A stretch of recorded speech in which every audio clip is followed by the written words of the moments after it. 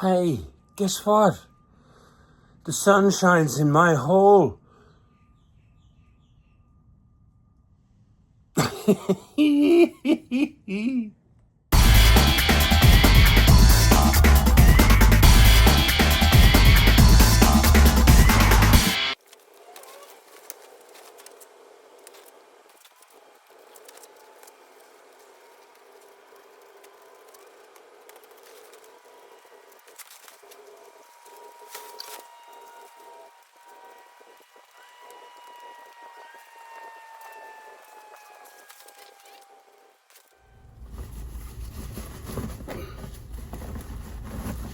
Oh, that'll do for a little bit.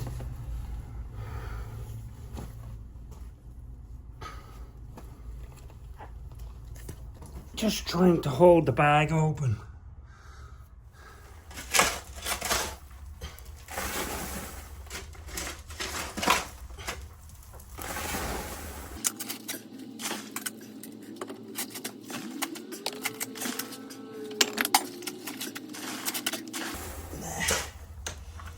Not working. Well, I mean, it's working, but I'm going to bury it, which will be a problem later, so I'm taking it out.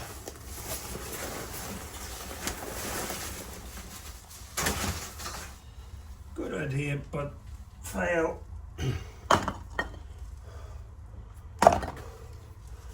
Or is it really a good idea if it failed? I don't know. It was worth a try though.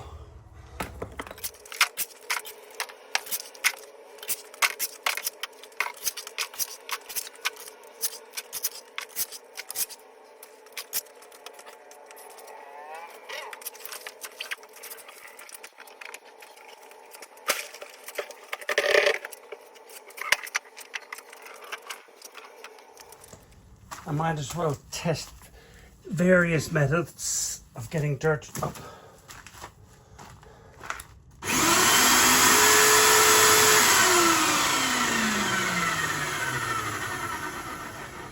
But it works better if you press the right button.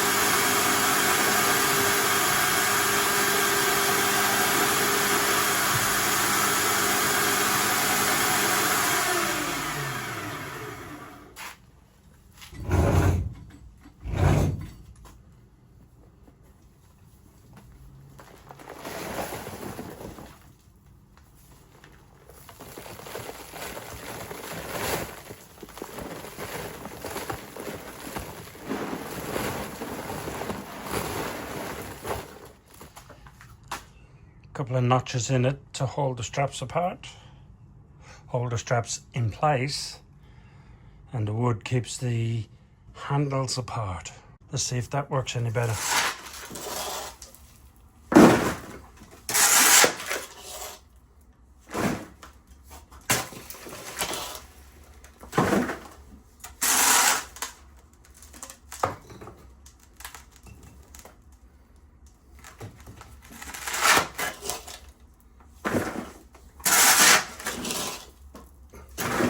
Definitely easier for filling.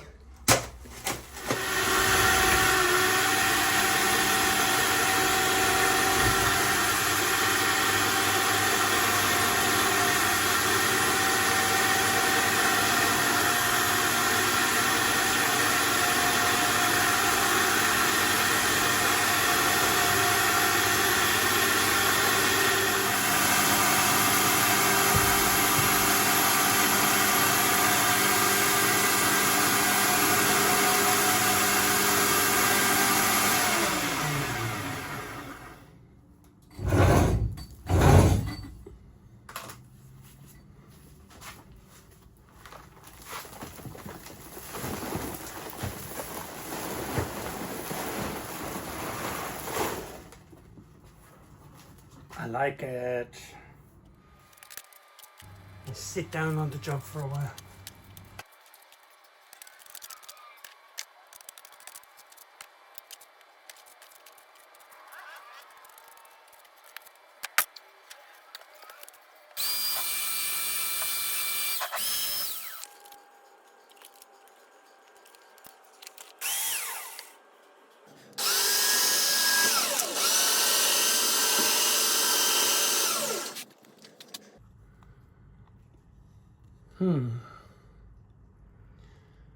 It's not 100% full, so around 50 kilos a bucket if I fill it up. Interesting.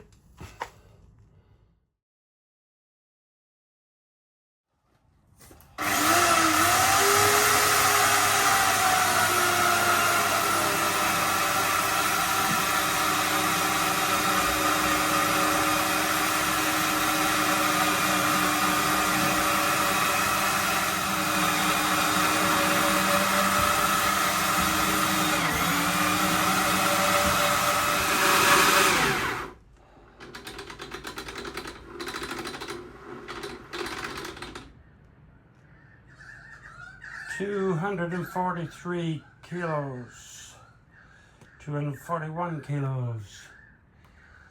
That's the first bag that I took out of the hole.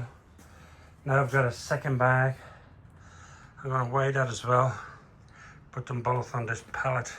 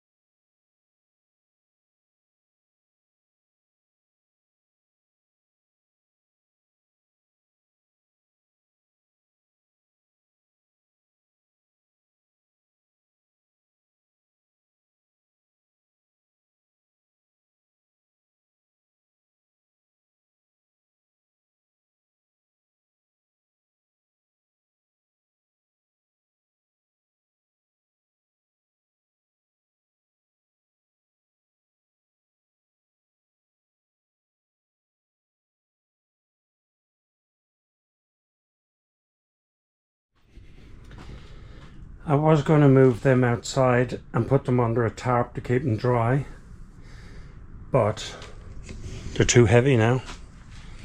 The pallet jack is rated to 2.5 tons, so there's no problem there. But when I was trying to move it just then, the pallet on the bottom was bending on the outsides, so the pallet's not rated to 2.5 tons. So anyway, it was very hard to wheel even 3 bags on the one pallet, so they're going to stay there for now. And when I do need to move them, I'll just pick them up individually and put them on a different pallet. But yeah, I was going to say they're okay where they are, but now I've cut off my access to my tool bench over there. So I'll have to come up with a solution soon.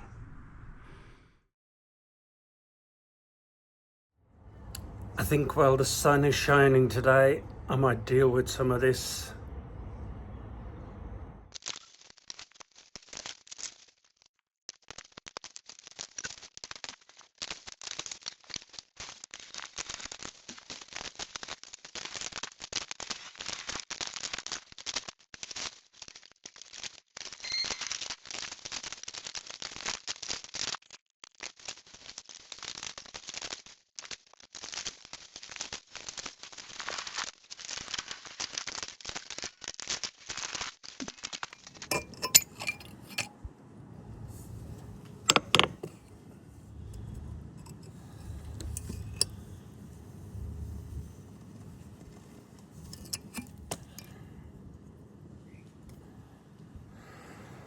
That takes way more energy than you might expect. I can hardly hold the camera up. That's my nail bucket. aka rain gauge. We have had 145 millimeters of rain in the last week.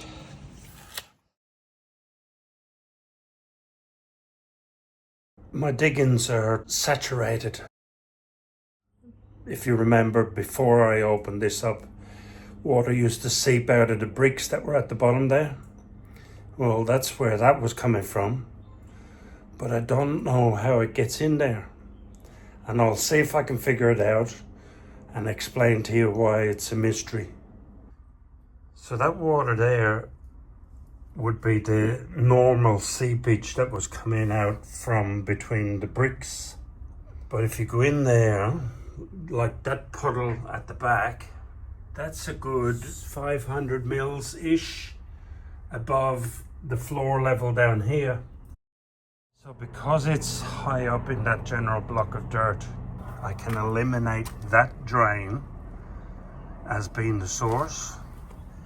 Well, otherwise this drain is probably about the right height, but it's a concrete drain and it flows very quickly, so there's no water standing in there when it rains, so unlikely. This drain up here, which runs across the front of my garage, catching the rainwater from the driveway, which is concrete from here all the way out to the street. So really the only places water could be getting into the ground is through expansion joints like that. Well, this one here is an expansion joint that's like broken up a bit, and there's a bit of a lip there, so some water can stand at that gap there. But that doesn't make a lot of sense to me, because for water to get into the ground there and then travel down all the way down to that hole as groundwater would take a while, like several days, I would imagine. But the groundwater that's sitting in the hole at the moment is from last night, so it's only 12 hours. The only explanation I can really get my head around for why the water comes in so quickly is that maybe the ground isn't all clay. Maybe there's a lot of more concrete rubble in under that dirt that's up there at the back, which would offer a lot less resistance to the water seeping through. So it might be getting in through one of those expansion joints, or maybe all of those expansion joints, and then with all the rubble that's in the ground, it just naturally trickles through there. But anyway, it's so wet in there today, I can't do any digging. It's just sticky muck. So I'm gonna leave it dry for a couple of days and do something else instead.